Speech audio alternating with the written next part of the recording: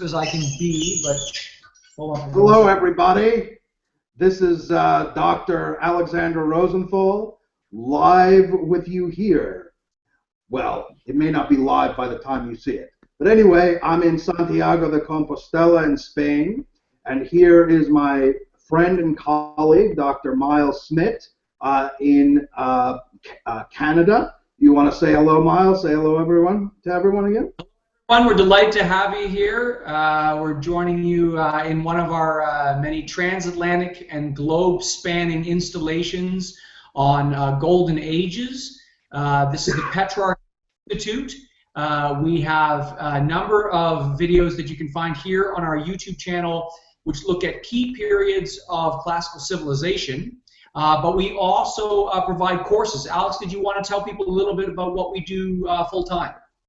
Yeah, so I mean, let's say our Pwork is providing courses to the public on the general theme of the classical world philosophies, the classical humanities tradition, and we have two courses that we're going to offer in the new year. Happy New Year, everybody, by the way. Happy 2016.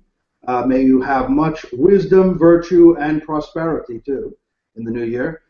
Two courses that we're going to be offering, which we've offered before. One is our course on virtue in classical philosophy and the virtues, which focuses on this question of moral excellence, right, which the ancient Greeks thought of, the ancient Greek philosophers thought of as the very end and purpose in human life.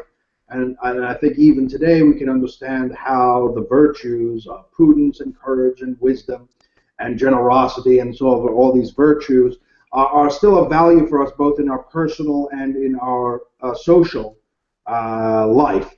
And the other one would be the course that we're still ongoing right now, which is on Nietzsche and Socrates, which deals with two figures who Alan Bloom thought were, we could say, sort of the main alternatives, right? And their great discussion across the centuries over a wide variety of issues focused on this question of whether the good life, whether morality is a matter of reason and knowledge, right? Or are values, which is Nietzsche's language, sort of constructions of human creativity and the passions, right? And this is a broad-ranging discussion, right, that we're sort of setting up between these two figures. And I think they're two of the most fascinating figures in history. So those will be our two courses, and we'll probably be offering them sometime in March or early April, I would anticipate. So just to let everybody know. Do you have any other thoughts on that, Miles? No, that sounds like a good introduction, and people can find out about that on our website. They can also, quite welcome, join us on Twitter. And I think that just by way of context, maybe we can tell them where the video that we're doing today fits in. We've been doing a series on kind of high points of civilization or golden ages. We began a while back by looking at three aspects of the axial age. We have looked at the sort of high points and key features of Greek civilization, and more recently we looked at Roman civilization. And that led to a period we're now covering, which is described almost in a negative term in the sense that it's called the Middle Ages, suggesting that it's not something in and of itself, it's between other things. But as you told the audience last time, Alex, for understandable reasons, the people in those centuries did not think of themselves as living in dark time, and they didn't particularly think of themselves as living in a middle age between one thing or another. They thought of themselves in many ways as continuing classical or high civilization. So is there a quick recap we can give people of the world in the early Middle Ages, as we would call it now, that we were introduced to last time we met? Yeah, so I mean, so the early Middle Ages is conventionally thought to begin with the collapse of the Western Roman Empire. And what we had discussed last time were the many ways in which I would say heroically, and thanks to a number of pivotal figures, including Saint Benedict of Nursia, the founder of Western monasticism, Pope Gregory the First, the Venerable Bede, a number of pivotal figures, classical culture, and as well as Christianity, not only survived but ended up converting the various peoples who were called barbarians, the various barbarian tribes who had invaded and pillaged the Roman Empire over the centuries. And so we're talking about a heroic effort to rebuild, preserve and rebuild the classical and also Christian culture of the late Roman Empire. This whole process culminated in some sense in the period of Charlemagne, which saw a revival of learning, a certain flowering of the arts, which is called the Carolingian Renaissance, and the creation, the formation of Christendom as this Christian civilization in Western Europe under the leadership of Charlemagne, in some sense. And then where we kind of ended off was there was yet another wave of invasions from all sides. You had the Magyars, who were the Proto-Hungarians, invading from the east, dramatic Viking invasions, which had a devastating impact on the northern part of Europe, including France, Ireland, England, what would become these countries, and also renewed Arab invasion. So basically, we ended with another period of invasion and some level of crumbling.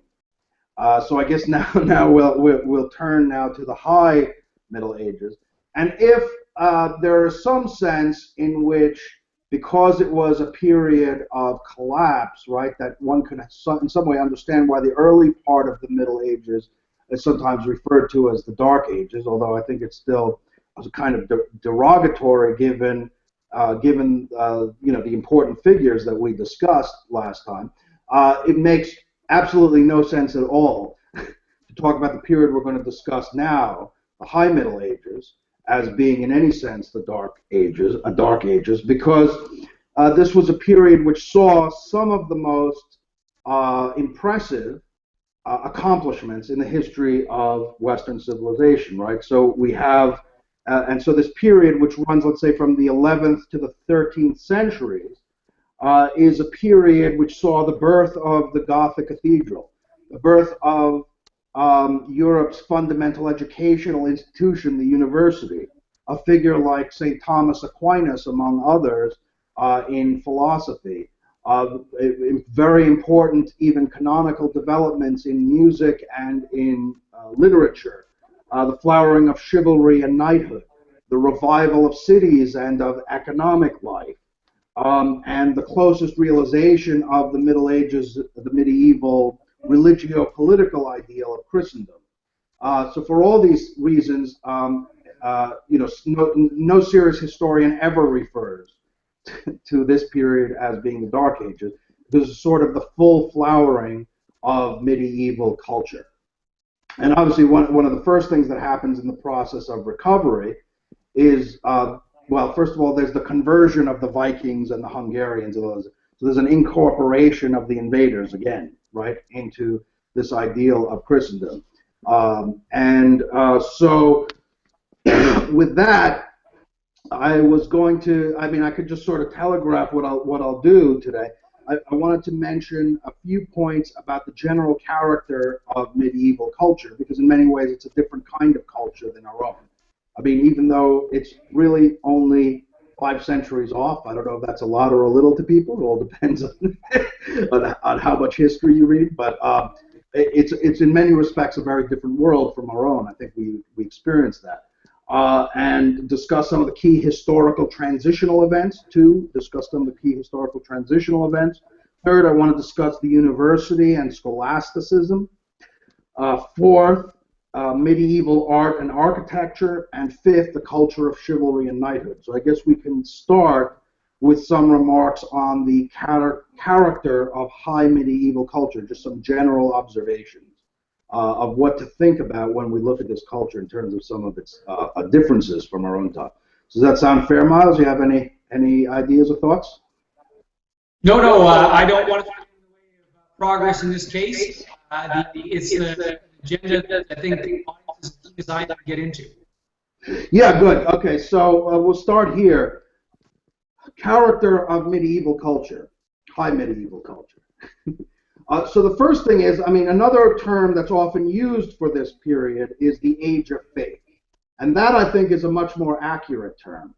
Because the first thing that one notices is, in spite of the multifarious forms of cultural, economic, and political activity that are going on in this period, they're all basically unified by the all-permeating influence of the Roman Catholic Church, right?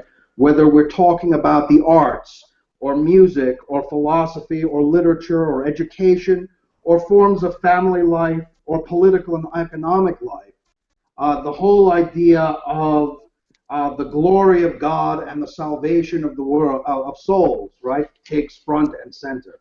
So, what I mean, a maxim from Thomas à Kempis's Imitation of Christ, "Dimite omnia transitoria, quaere aeterna," which means forsake everything which is transient and seek the eternal.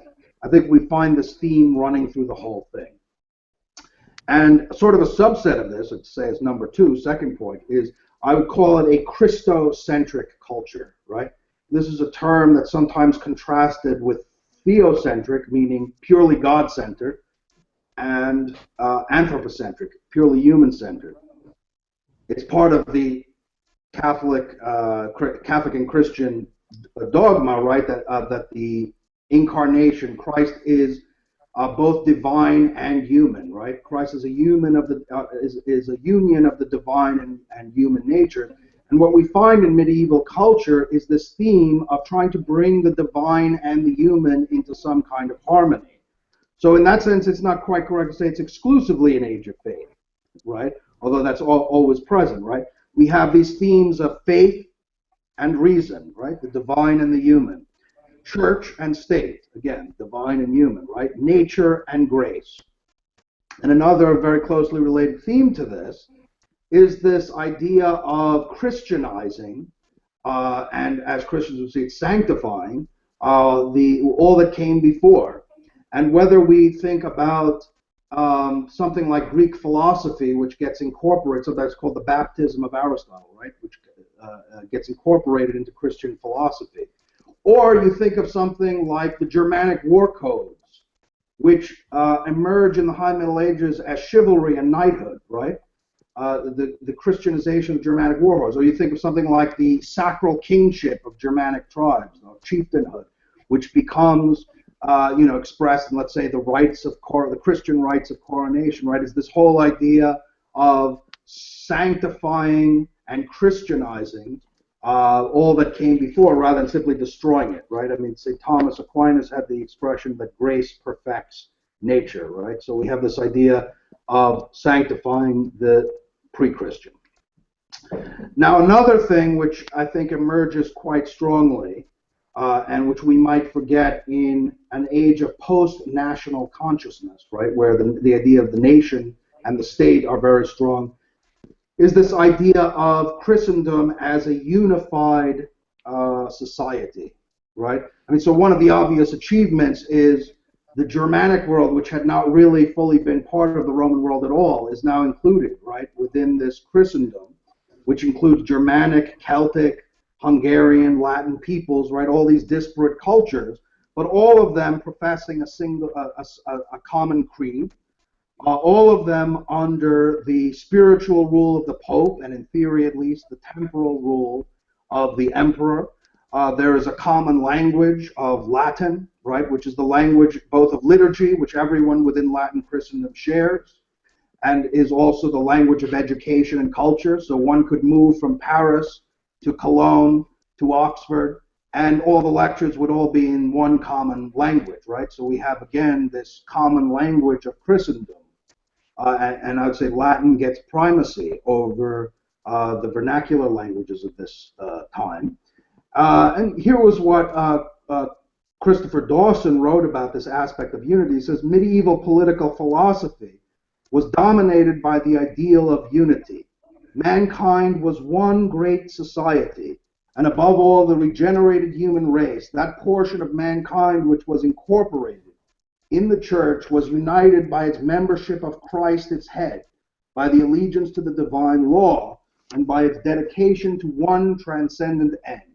This unity formed a complex hierarchical organism, a body with many members, each having a vital function to fulfill, each with its own office and ministry for the service of the whole, right? So it's this idea of Europe's self-understanding is as a kind of spiritual society with Christ as the head, under the spiritual guidance of the Pope, the temporal guidance of the Emperor, right? And then sort of a hierarchical organism of many communities. And this is sort of the second part that I'd want to discuss. In spite of the unity, the medieval order was anything but centralized. Today we would talk about subsidiarity, right? It was extremely local. Meaning that the primary communities to which people, besides their general affiliation with Christendom as a whole, the primary communities were very local communities. One could think of one's guild, self-governing chartered cities, one's estate, right? The feudal county, the peasant village, right? All of these things were the local communities to which one belonged, and of course through the feudal system, government itself was extremely local, right? I mean, in essence, each count was more or less a king in his own estate, right? So the governance, let's say, that you would typically experience would be someone you could see and talk to almost, right? So that's something, and it's this idea also of a hierarchy of communities. So that's the idea, I suppose, that we discuss now of subsidiarity. So those are four broad elements. Before I turn to some of the key historical transition points to the High Middle Ages, did you have any thoughts or questions on that, Mats?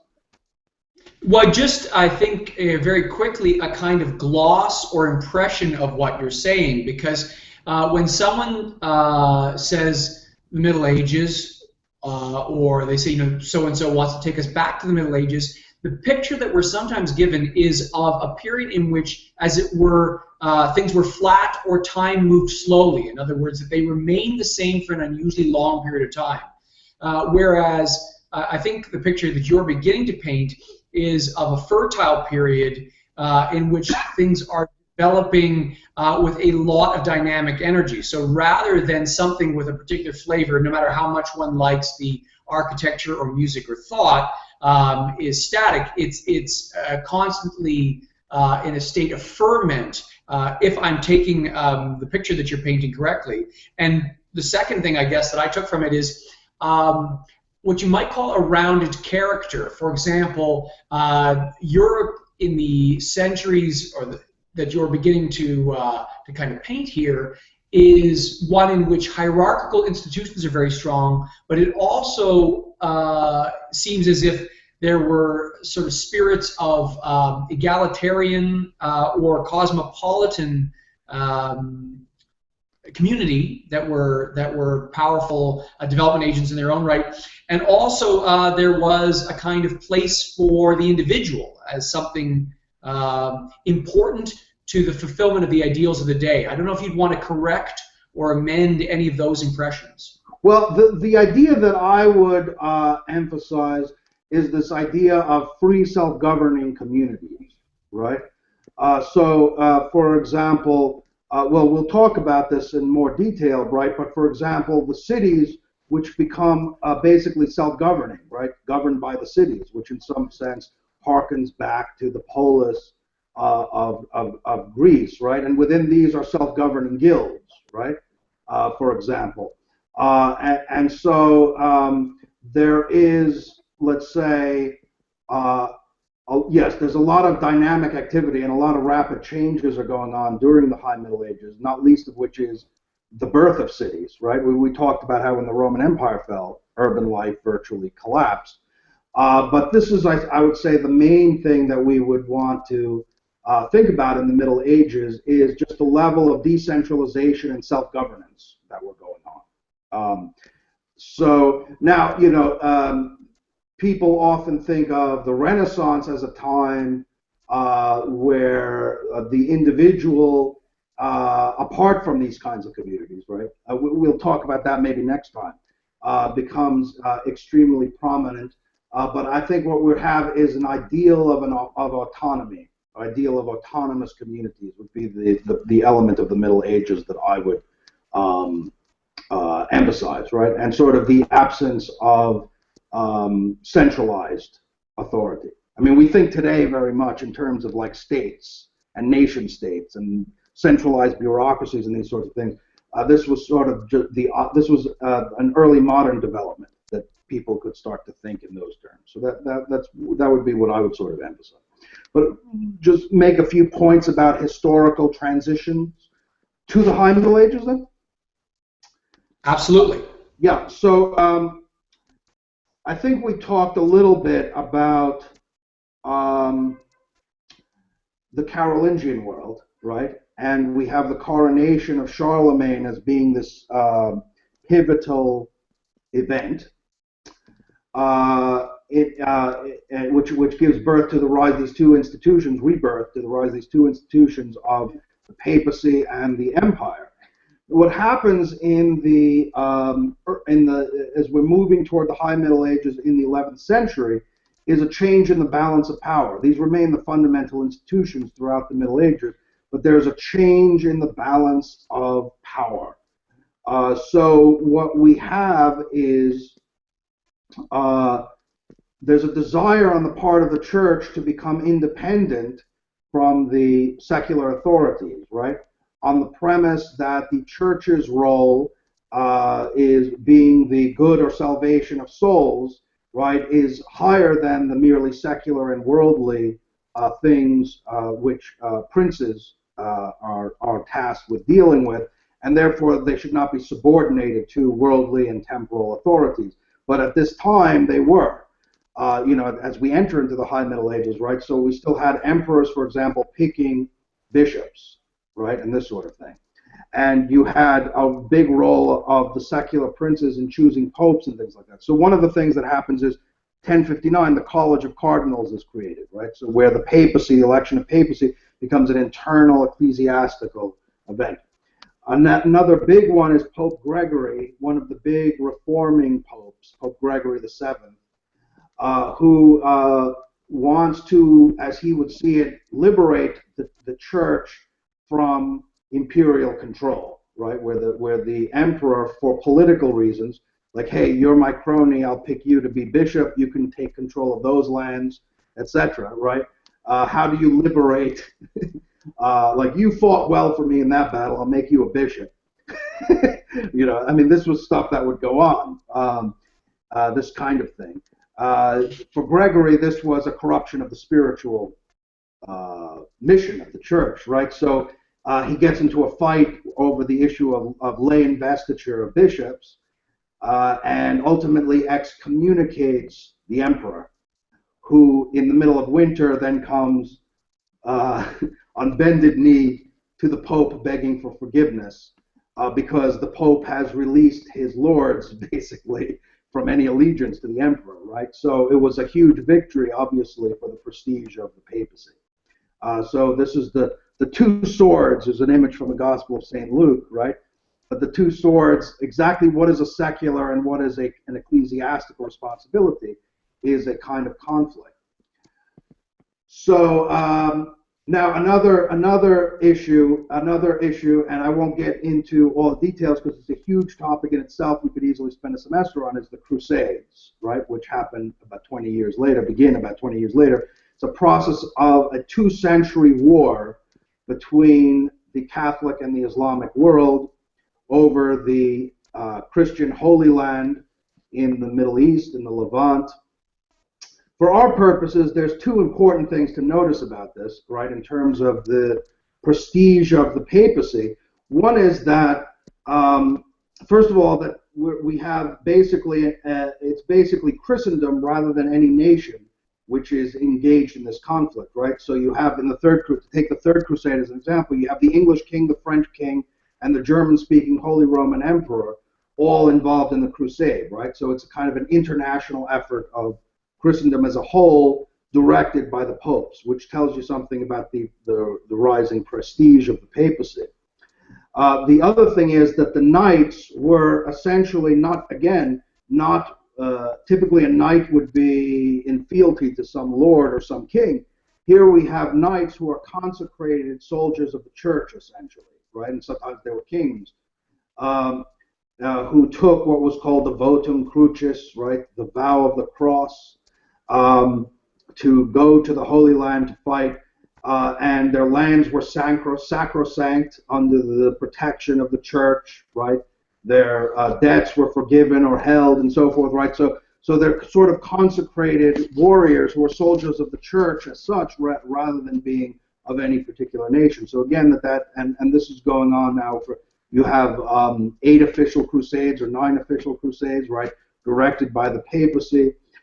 So this again tells you something about this idea that starts to develop of an almost papal monarchy, it's sometimes called, over Christendom as a whole. And that really reaches its apogee under Innocent III, Pope Innocent III, this idea of the papal monarchy, where the church played this sort of oversight role over everything, right? So he was receiving, whenever there's a conflict anywhere within the Christian world, and remember, church courts are operating throughout Europe.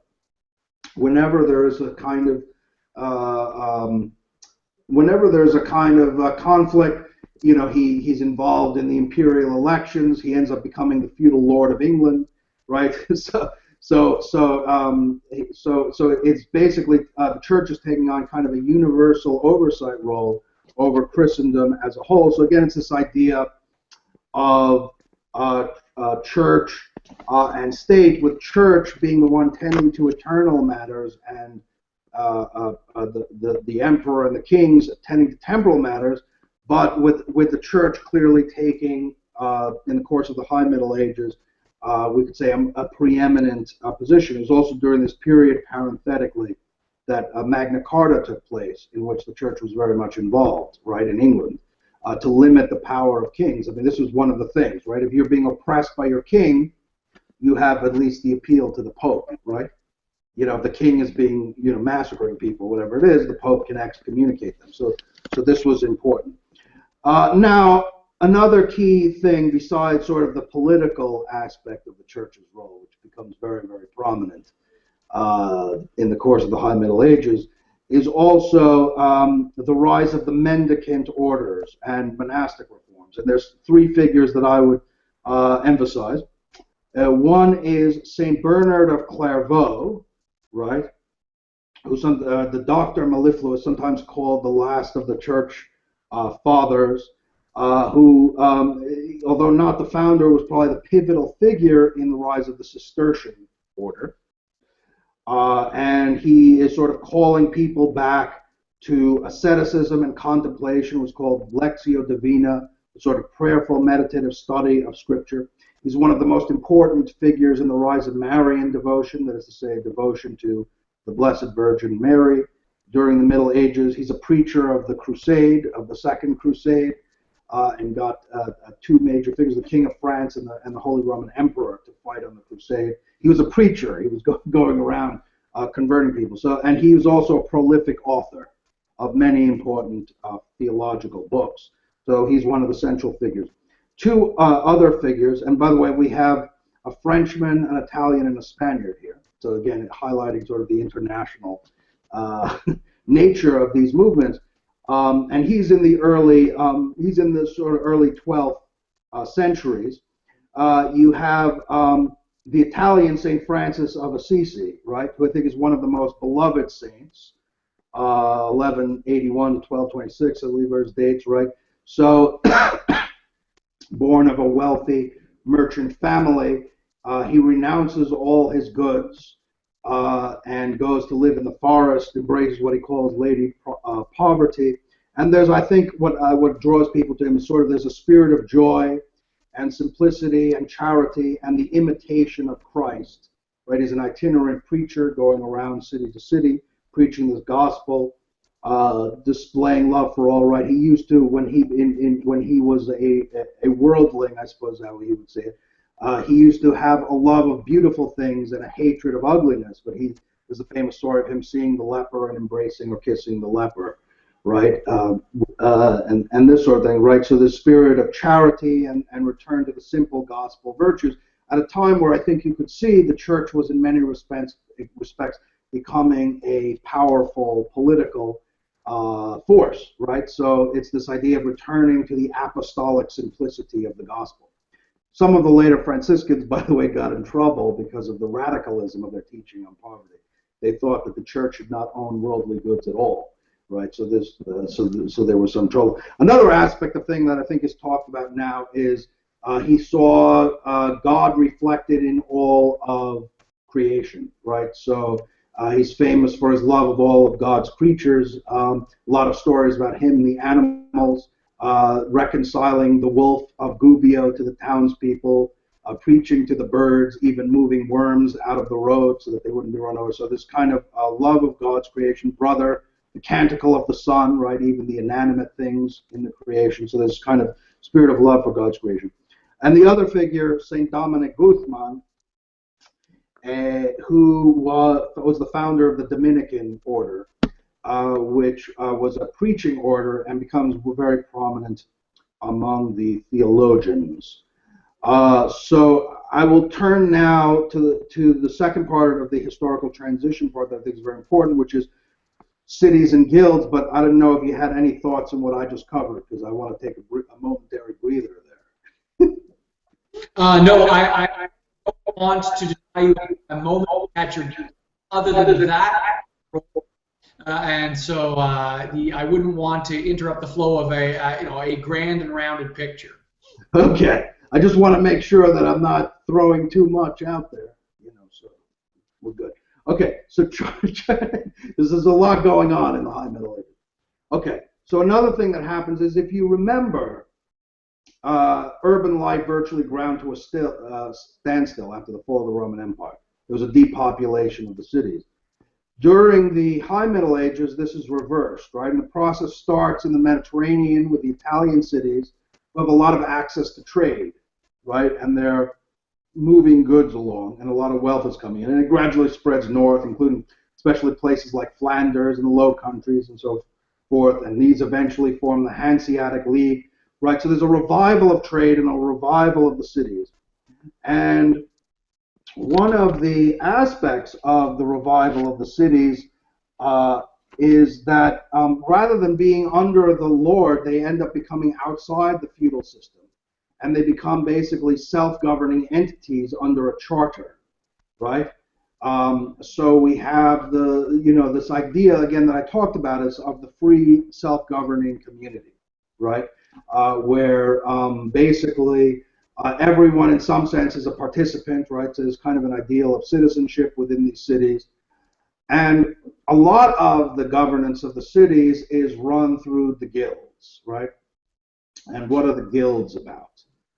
So the guilds are basically professional communities, right? And the basic way that it would work is, let's say you are the blacksmiths in a given town. You would start as an apprentice, and then when you reach a certain level of competence, you become a journeyman, right? And then finally, after some sort of examination, you would become a master, right? So they're essentially professional institutions, but they're also a lot more than that. Let me see what, so this is how Dawson describes it. He says, finally, and above all, it was the religious co-fraternity, he's talking about the guild, it was the religious co-fraternity or charity, the free association of individuals under the patronage of a saint for mutual aid, spiritual and material, which was the seed of the great flowering of communal life in the merchant and craft guilds, which were the most striking feature of medieval urban society, right? And he says that it was more important in the life of the individual, its membership more important in the life of the individual than that of the city itself, since it was primarily through the guild that the ordinary man exercised and realized his citizenship, right? Because the cities would often be run by the guilds, right? And so it was as a member of the guild that each individual, right, became part of the governance of the cities. and they were probably also, right, the basic center of social life, right? So there's strong feelings of, we could say, sort of social solidarity, we could say, within an affiliation within the guilds, and we shouldn't forget either the religious character. Each guild had a patron saint, right? And so you would have processions, on the feast days of the church, right? And each guild would have its own patron and so forth, right? So we can imagine a quite vibrant, I think, urban life. Now, it's in the context of the guild that I think we have to think of one of the most famous institutions to come out of the Middle Ages, the High Middle Ages, which is the university, right? And so originally, if you remember with Charlemagne made a decree that every cathedral has to have a school. What happens is, as the cities grow, so do the number of teachers and students, right? And at a certain point, they form their own guilds. And those guilds are, they were called the Universitas Scholarium et Magistrorum, right? All the students and teachers. In other words, the university. Right?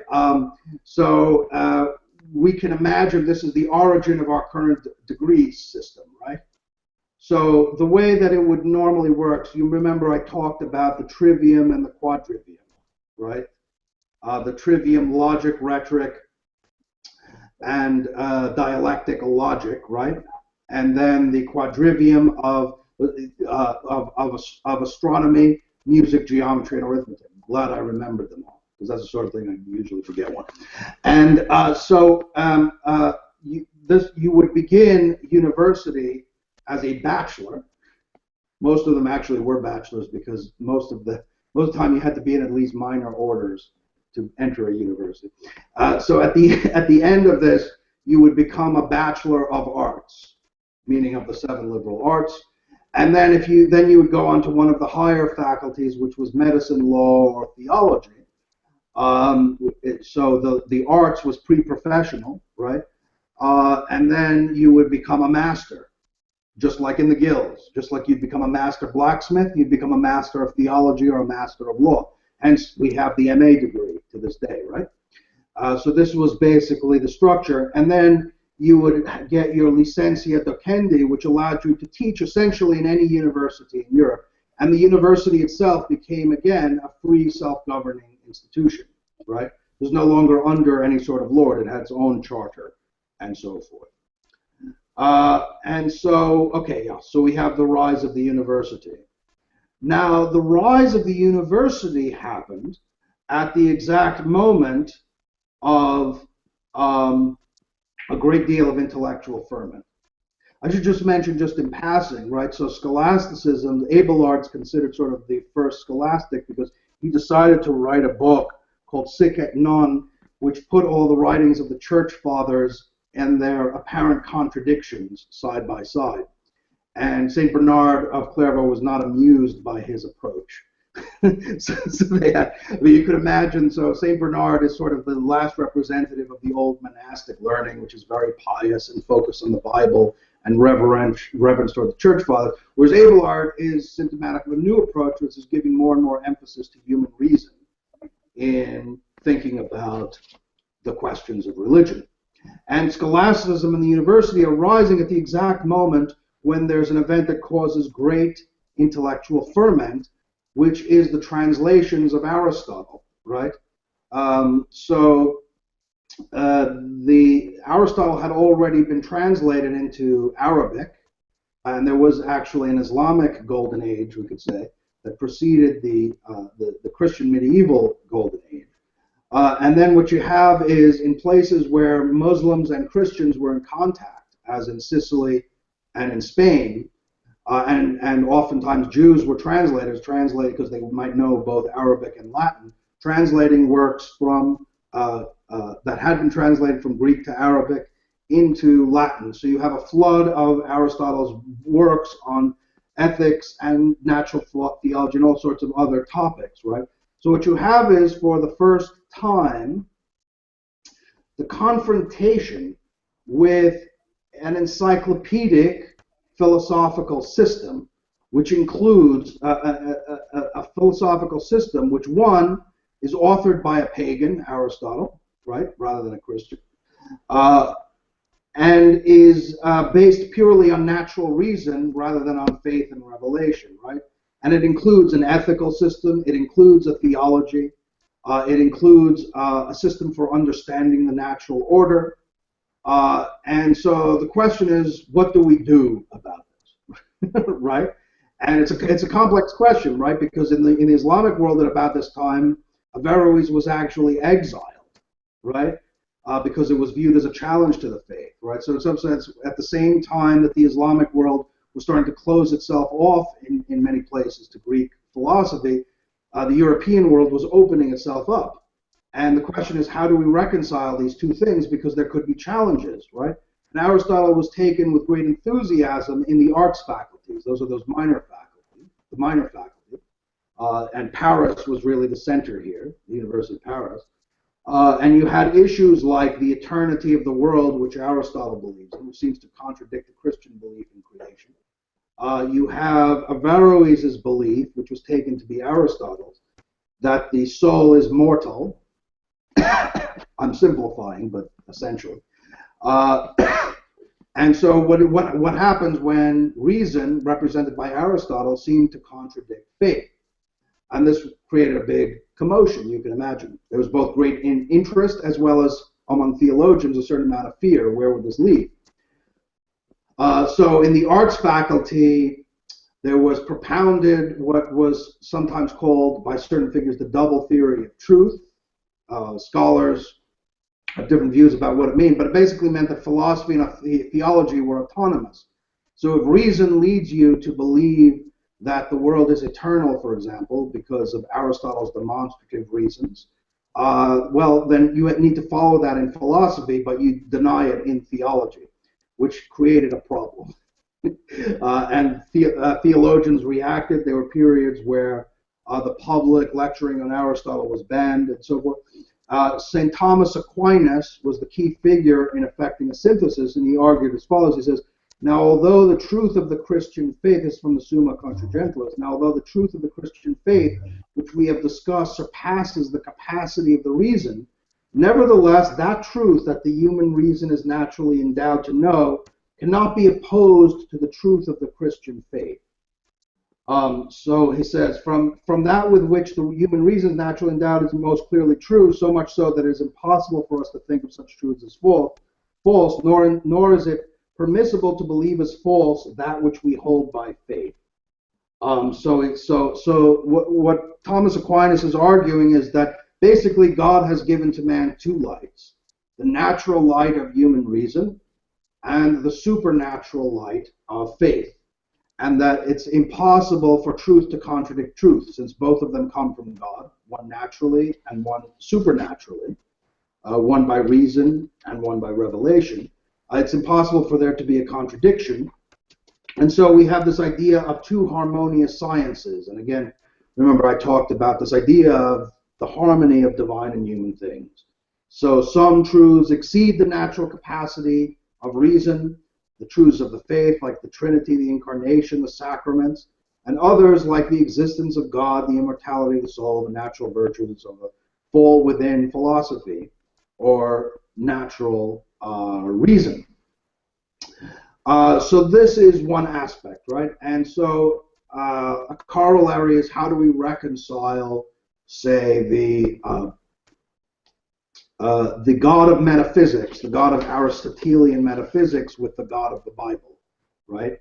And this takes up much of his work, right? He believed that basically creatures are not self-explanatory. They don't account for their own existence, and therefore there are natural arguments for the existence of God.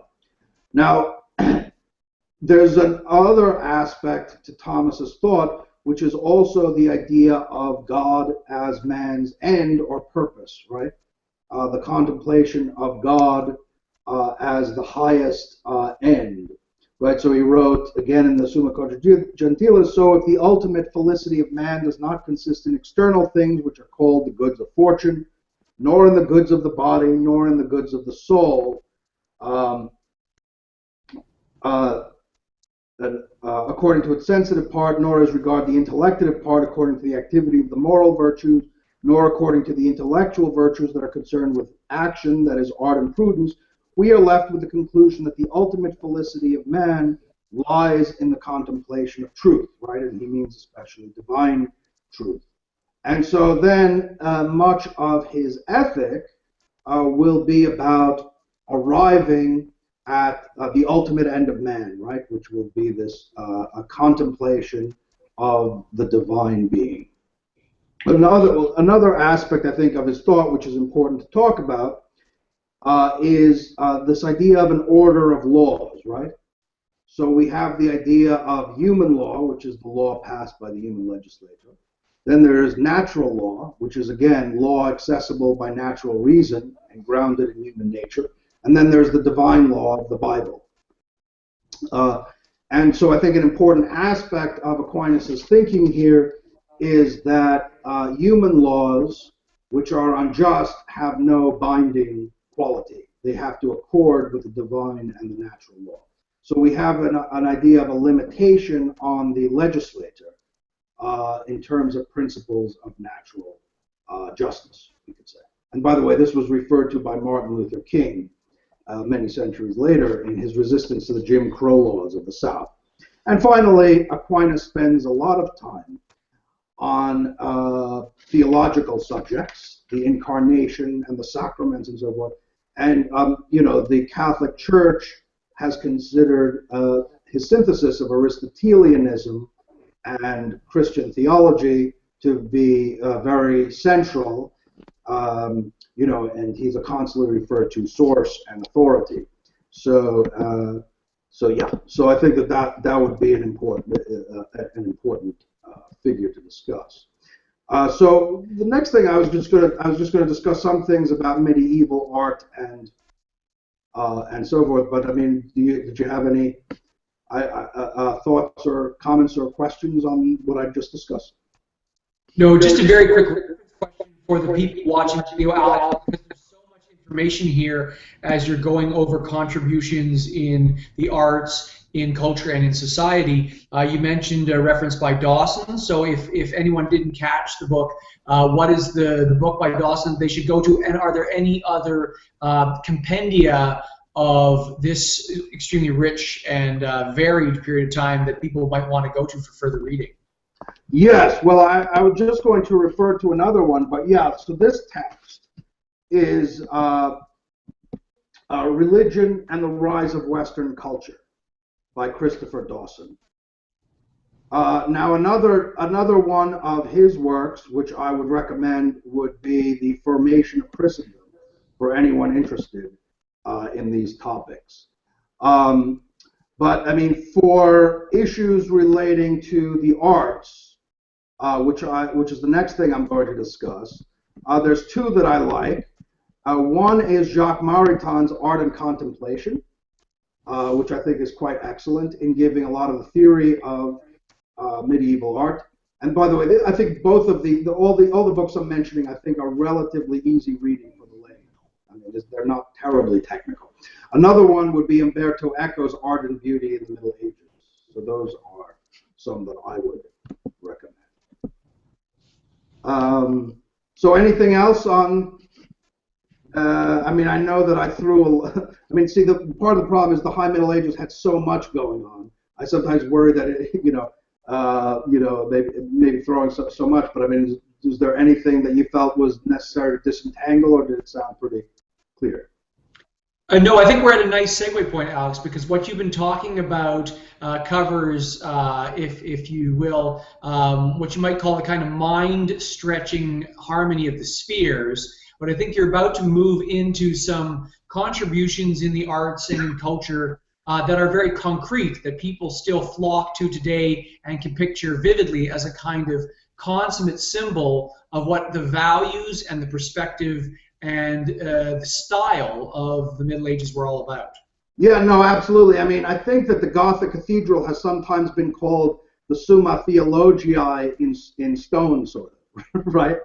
So in some sense, If you are a more artistic or visual person rather than a philosophical, intellectual person in terms of dealing with abstract concepts, you may get a better understanding of the Middle Ages from going to a place like Notre Dame or Amiens, or going to see one of these great medieval cathedrals, perhaps, than anything else. So, for the sake of time, because obviously it's a huge topic, for the sake of time, I'll just discuss the Gothic Cathedral, because that combines medieval painting, sculpture, and architecture all in one. Right? They didn't have so much freestanding sculptures like you got in the Renaissance, but the Gothic style combines all these different elements. Now, if you go to a Gothic cathedral, there's three elements that will immediately identify it to you as being Gothic. One is you'll see that the arches are pointed, right? Whereas in the Romanesque, which was the earlier cathedral, you'll have the rounded arches, which was the Roman form. In the Gothic, you'll have the pointed arches, and that stretches into the ceilings, right, which are called vaultings, right, and the vaultings are ribbed, right. These are just features that you'll see. And then on the outside, because that creates lateral thrust, I think the architects call it, you have the buttresses on the outside. So these were all the innovations, and the central figure to think about would be Abbot Suger, who with Saint Denis in the Paris area, was considered the first Gothic cathedral around 1144. One of the effects of this, right, is that the support given now to the ceilings and the walls and so forth, right, allow for tremendous height. Right? And this, of course, has a symbolic significance, right? Because it's supposed to be drawing. In fact, you can fill now the walls with stained glass, right? You know, they lose their primary supporting role. And this creates an impression, I think, when one enters a Gothic cathedral, of sort of rising and elevation, right? The ascent to the divine, right, is supposed to be what is symbolized. And there's a lot of writing at the time also about what's called the metaphysics of light, right? Because obviously light is coming through the colored glass of the stained glass windows and so forth, right, which represents the divine presence and so forth.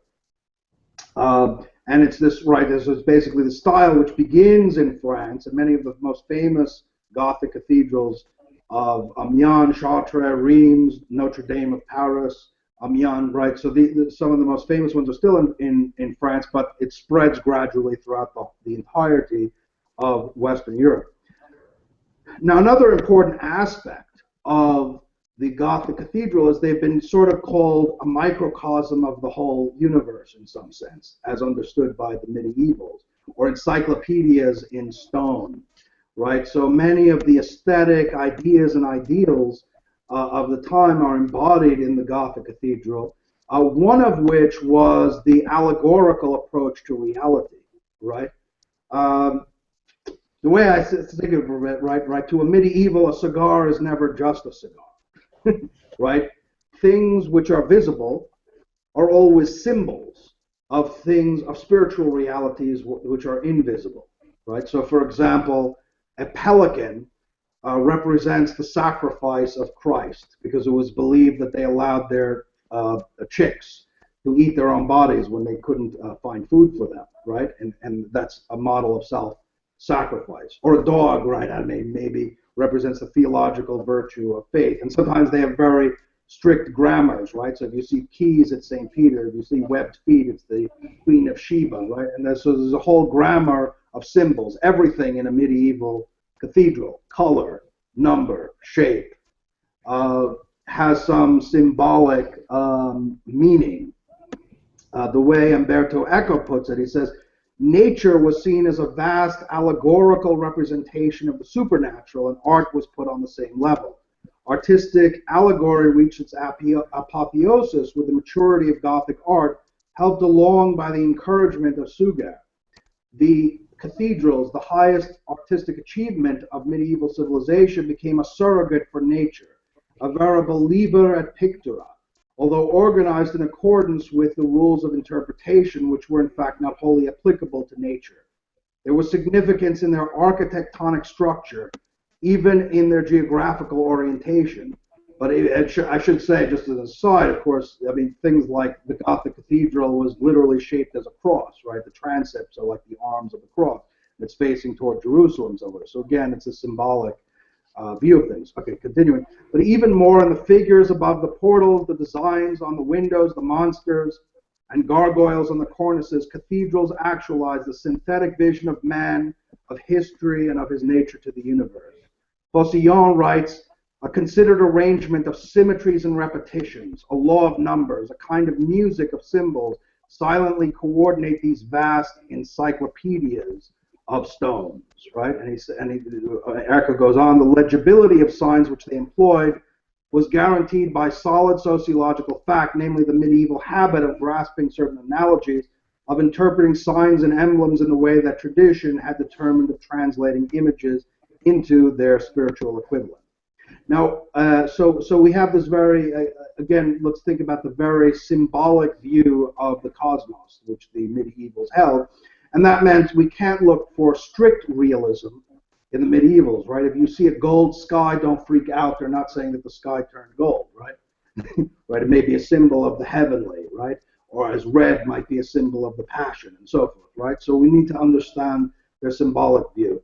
One very specific thing that you have that Echo talks about is the principle of typology or concordance between the Old and the New Testaments, right? So events in the Old Testaments will both, it's a very specifically Christian type of interpretation, where the thing is both concretely itself and yet refers to something else, right? So, for example, to give an example, the Noah's Ark might stand for Noah's Ark, yes, but it's also a symbol of the church, right, which gathers the elect and saves them from the coming flood of divine judgment, right? Or the sacrifice of Isaac might refer forward to the sacrifice of Jesus Christ, right? And so we have these typological concordances, which are almost invariably central themes in the Gothic Cathedral. So I think that is, go see them. I think that's about all I want to say about the Gothic Cathedral, but obviously we have all these different kinds of arts coming together. Now, another thing that I would want to mention with respect to medieval art would be music, because the medievals actually had very important contributions to music. Two very important contributions that I would refer to. One is, and here the central figure is Guido di Arezzo in his work called the Necrologus. So he is one of the inventors of modern forms of musical notation, which is a very important element in Western music, because obviously it's harder to reproduce music that you don't have a score to, right? So this was one very important development. The other is the development of polyphony, which I believe is unique or virtually unique to Western music, the Western tradition of music, which is, whereas in monophonic music, everyone, for example, in a Gregorian chant would have sung the same note at the same time. It's not just one person singing, but nonetheless, they're all singing the same notes at the same time, rising and falling together. What you have by the time we get to the high Middle Ages is the discovery that you can have first chords, but gradually they develop, different melodies and tempos simultaneously going on at the same time and nonetheless harmonizing. And this is a very central development. The two leading figures are Lenin and Perotin in Notre Dame again in Paris. And this was a hugely important development in the history of Western music, which really continues. Polyphony continues to develop in sophistication and ornateness until you get to the time of Bach. And after Bach, there was kind of a movement away from that. Okay, that's too much. but I mean, so you can imagine, we're talking about the 12th and 13th centuries to the 17th centuries, right? There's this long period of polyphonic development, right? It begins with, in the Middle Ages, the a cappella voice, but gradually it's incorporated into instrumental music later on. So those are two very key developments. Would be the Gothic Cathedral and the development of polyphonic music in the Middle Ages. The next thing I would talk about before we start to finish off would be the culture of chivalry. I would just say a few things about that, but before I go on, was there any thoughts you had about what I'd mentioned as far as the Gothic Cathedral or music or anything like that? No, your exhortation to go see them with your own eyes is a good point to conclude the chapter, and I think people want shining armor. Yeah, the Knights of Shining Armor. Yeah, it's still a very romantic image, right? On knighthood, right? So we have to remember, even though we've talked a lot today about cities and guilds, most people still lived in the agrarian world of the lords in their courts and the peasants in their fields, right? I mean, there's still the great majority, and so we have to talk a little bit about the court culture. And what we have here is in the flowering of chivalry, and the basic feudal relationship would be a lord, a vassal serving a lord, or a knight serving a vassal, that sort of thing. These horsed soldiers. But what we have in the High Middle Ages is they begin to become the Germanic war codes, where these evolved from, begin to become Christianized, and chivalry and knighthood take on great degrees of ceremonial importance. I mean, I think most people have some idea of like the ceremonies of dubbing, right? And they would be knights of the bath, and they would hold vigil in the church, right? It would become, let's say, ritualized, highly ritualized, as one moved up from a page to a squire to a knight, a little bit like apprentice, journeyman, master, as a knight. And they were also governed increasingly by an ideal code, which is the code of chivalry. And the Oxford English Dictionary puts it like this, defines chivalry like this: the combination of qualities expected of an ideal knight, namely courage, honor, courtesy, justice, and a readiness to help the weak, right? So I think we have here this idea of, we have these sort of warrior virtues of bravery and courage and martial vigor and so forth, right? But combined with a Christian concern for using one's martial prowess on behalf of the poor, the weak, the afflicted, the oppressed, and of course the church, because the knighthood was a very Christian concept. In fact, Saint Bernard of Clairvaux was important in the development of this idea of Christian knighthood. Now, connected with the whole culture of knighthood and chivalry and tournaments and tilts that I think people know from, maybe you've seen Ivanhoe or one of these films, you have some sense of what knighthood was all about. Even Shakespeare, right? There's a lot in that. There's also a whole vernacular culture which develops around knighthood. You have in the south of France starting the whole idea of courtly love. Each knight would have a lady love that they dedicated their deeds to, but it was considered ideally, at least, to be a non-physical relationship. Literature, you have music in the form of the troubadour songs, right, which develops around chivalry, celebrates chivalry. And then I think one of the most famous examples of literature which developed around chivalry would be the Arthurian legends, right? Which, and again, international, right? So you have German, French, and English writers like Chrétien de Troyes, France, Wolfram von Eschenbach, who's German, Thomas Malory later on of England. So we have basically this idea of the semi-legendary English king, the son of Uther Pendragon, right, who learns he's a king when he pulls the magical sword Excalibur from the stone, right, and with his faithful wizard Merlin, Merlin constructs for him a round table around which he builds a fellowship of knights, and there's a whole there's many cycles of stories around the various Arthurian legends and the individual narratives of the individual knights and so forth.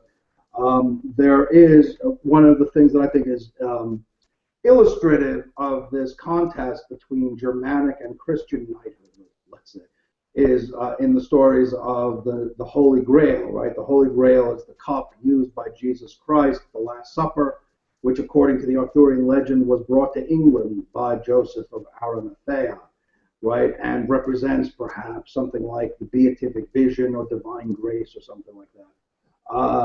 And Sir Gawain in the stories, right, who was a kind of big hero in the early legends, but in the Grail legends, he kind of represents earthly chivalry, right, the seeking after earthly glory and that sort of thing.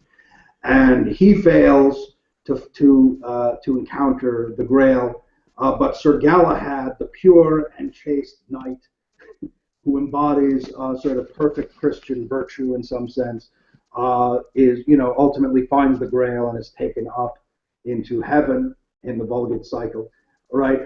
And also you see a lot of the gallantry toward women. That is also, I think, a very famous part of the chivalry, the stories of chivalry.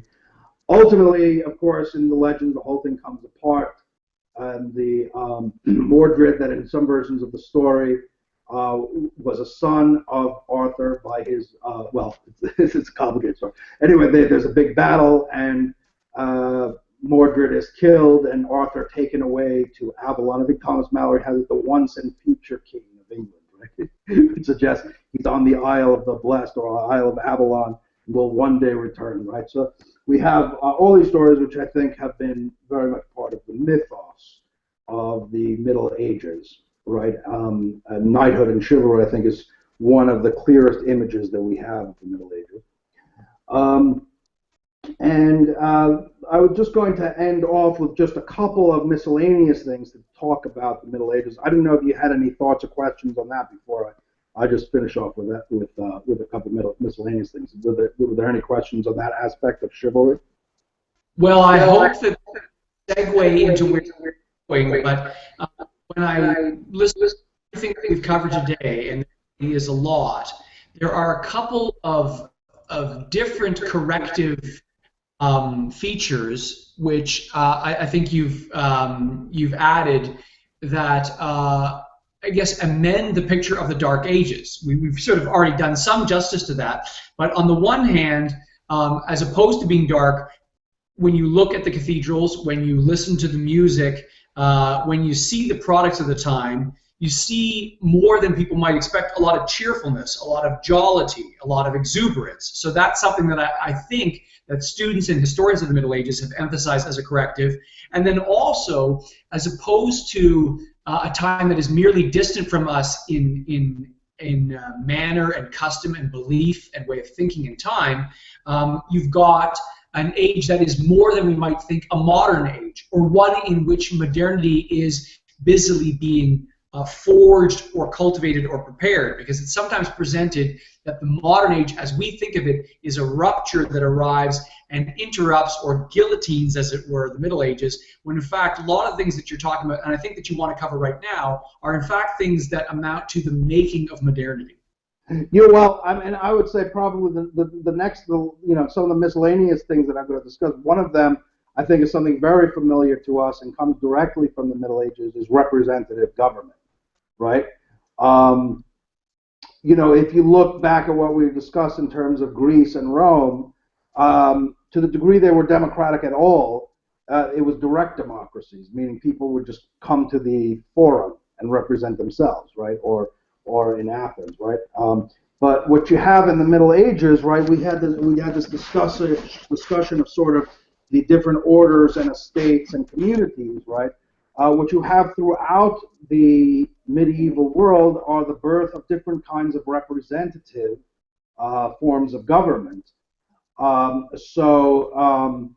In the Holy Roman Empire, you had the imperial diet, right? In Spain, you had the Cortes General. In France, you had the Estates General. In England, and this is probably the most famous of all these representative bodies to emerge, you have the emergence of Parliament, right, which probably came from the Anglo-Saxon councils, but emerges in the 13th century. The first model Parliament, I think, was 1265, and then it becomes under Edward Longshanks, of all people. Edward the First, right, of course, not completely unjustly, right, is not viewed well by the Scots as the hammer of the Scots and so forth. and he also expelled the Jews from England, and there are various reasons why he's not viewed all that well by many. Nonetheless, his role in the establishment of English law and English governance was very important because the first regularly sitting parliaments began in his realm.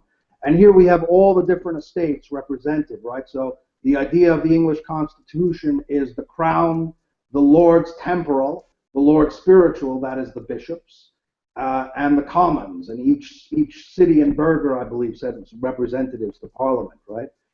So you have this idea of the whole realm represented, and of course from Magna Carta you have the idea of no taxation without representation. So Parliament becomes one of the ways in which taxes can be legitimately levied, that is by consent of the realm, which later on becomes, ultimately there's a civil war in England in the 17th century over this. But anyway, we have the development of one of the most important parliamentary institutions in the Middle Ages, and I think we can't leave that aside. And that is, I think, something contemporary in the sense that if Edward I were to come back to England today, he would still see functioning the House of Lords, the House of Commons, right, the Crown, right, many of the institutions which existed in his time, even though some of them are reduced to largely symbolic functions, it would still be recognizable as the same society, right? And of course, this idea of limiting the power of government by means of such, we could say that basically the medievals saw government as limited by two principles. One is, we could say, from above, through the responsibility to God, through the divine and natural law, but also from below by the fact that kings had to share authority with things like parliaments, with feudal lords. You know, there were many limiting factors to their authority, right? So there was an anti-absolutism to medieval views of government, which I think is very important, not least because they were appealed to later on by people like John Locke, who saw themselves in some ways as referring back to earlier phases of English history against the absolutizing power of kings that was developing in the early modern period. That's a long story, so I won't get to it.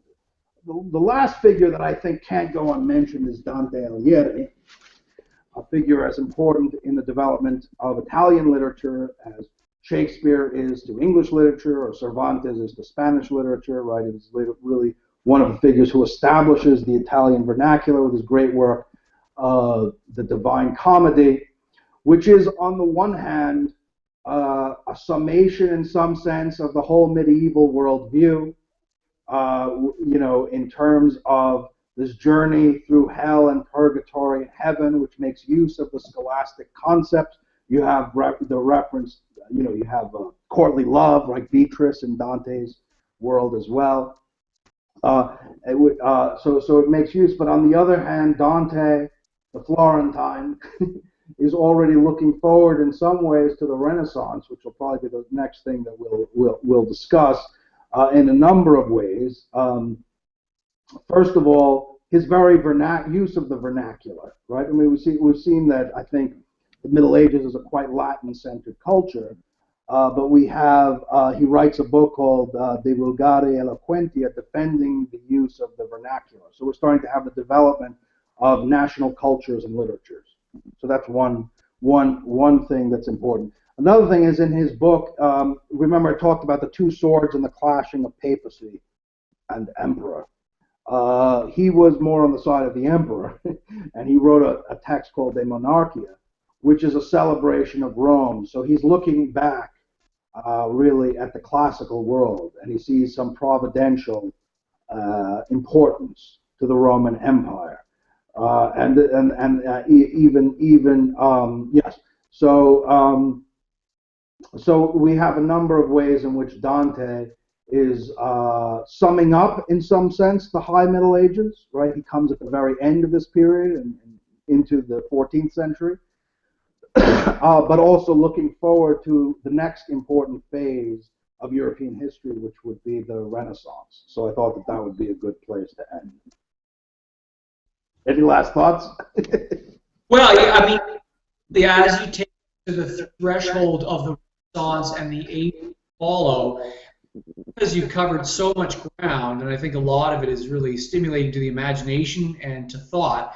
Um, two, the big impression I get from everything you've said is that there are almost two kinds of currencies of the contributions of the Middle Ages. So the acknowledged currency, which you see in things like the cathedrals, which people still visit in droves, and polyphonic music, which people still listen to and find inspiring, and Dante, who people still read, and courtesy and gallantry and chivalry, which people still evoke as ideals. A lot of that is treated, even though it's always revived and preserved, as a matter of nostalgia, meaning when people learn to admire it, it's something that they see as something that's sadly lost or superseded.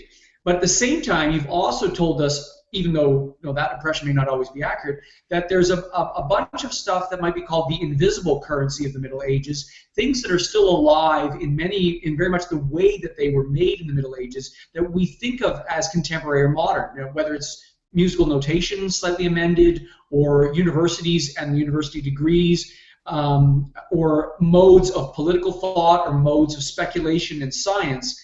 There's an invisible currency of the Middle Ages that is so harmonious with what we value today that we don't even know that we owe it to the Middle Ages. Do you think that idea? That's absolutely true. I mean, I remember having a conversation not long ago with people that were just amazed to learn, people in university are just amazed to learn that, the Master of Arts and all these things have their origins in the Catholic universities of the Middle Ages and so forth, and the guild system, right, and all these things. Yeah.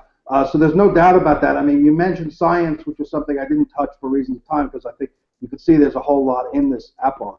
But I mean, it's another thing worth mentioning that the Aristotelian revolution also led to the early development of interest in experimental science with figures like Roger Bacon, who wrote a whole text on inductive reasoning. And so the early, and this continues with nominalism, so the early developments of let's say, what you need for a scientific revolution. I mean, I wouldn't say science was the main concern of the Middle Ages. It was indeed theology that was the main concern, but nonetheless, all the rudiments of the scientific worldview were there. Even in, St. Thomas's teacher, Albertus Magnus, was very interested in the sciences and so on. So, so even the development of the thing we think of as least medieval, which is the scientific and technological world, can trace much of its lineage to the medieval university, developments in the medieval university. So I think beside the contrasts which have been so emphasized by modern thinkers, especially in the Age of Enlightenment, who tried to depict the whole Middle Ages as nothing but a mass of superstition, so much of what we are today is nonetheless rooted and grounded in things that were going on. And a very basic thing would just be this meeting of Athens and Jerusalem that I think you see running through almost everything I've discussed today, right? This encounter and synthesis of the twin influences of biblically based faith and Greek intellectual culture. So it's certainly, I think, an important epoch to think about. Fair enough? Terrific. So, Alex, if people have been engaged and intrigued by this, where can they find out more, and how would they join us in some of our courses? Yeah, so I put on YouTube, right, so the email as well as the website you can go to find out more of our courses. The reason I do that is because if I try to recite it right now, I might make a mistake and then you won't find it. So I just put it on the page. So there we go. Sound good? Save as houses. It's been a delight having everybody with us today. Thanks a lot. Take care.